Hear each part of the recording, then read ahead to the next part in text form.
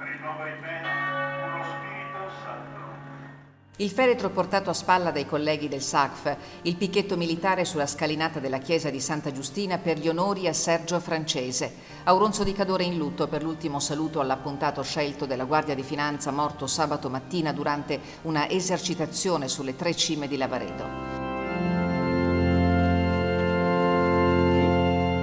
Un maxi schermo posto all'esterno del sagrato ha consentito a tutti di seguire il rito funebre celebrato dal cappellano militare delle Fiamme Gialle. Un amico, un uomo che si spendeva con gli altri, un uomo che amava il soccorso, un uomo di grande generosità. L'opera che lui ha vissuto del soccorso, la sua missione era opera di amore, non è filantropia, vedete, non è soltanto esercitare un mestiere o vivere una passione, ma è una vera vocazione. Nel messaggio inviato dall'arcivescovo militare per l'Italia Marcianò il senso del prezzo di un lavoro vissuto come servizio, di un servizio vissuto come sacrificio fino al sacrificio estremo. Sergio, ha detto il comandante generale della Guardia di Finanza Giuseppe Zaffarana, ha interpretato la sua missione con esemplare spirito di servizio, salda determinazione, ammirevole passione. Sono proprio i vostri sguardi oggi, la vostra commozione, le lacrime che solcano il vostro viso, la prova più evidente,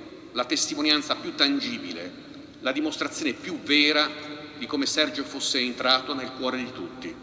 Mi inchino di fronte a te e alla tua straordinaria testimonianza di uomo, di finanziere e di servitore dello Stato, certo che il tuo nome rimarrà per sempre impresso nel libro d'oro degli animi nobili della nostra istituzione. Il dolore per la morte di Sergio Francese, Frense, per i colleghi del SACF e del Soccorso Alpino di Auronzo scava un abisso nell'animo di tutti. Commossi i loro interventi e quello del primo cittadino Tatiana Pais-Becker pronunciati davanti alle massime cariche istituzionali civili e militari. L'abbraccio a Susanna e al figlio Christian ha unito simbolicamente lo slancio d'affetto di un'intera comunità nei confronti di Sergio Francese, animo generoso che sognava un mondo più buono e altruista. Sergio non è stato, Sergio è, l'esortazione necessaria a seguirne l'esempio.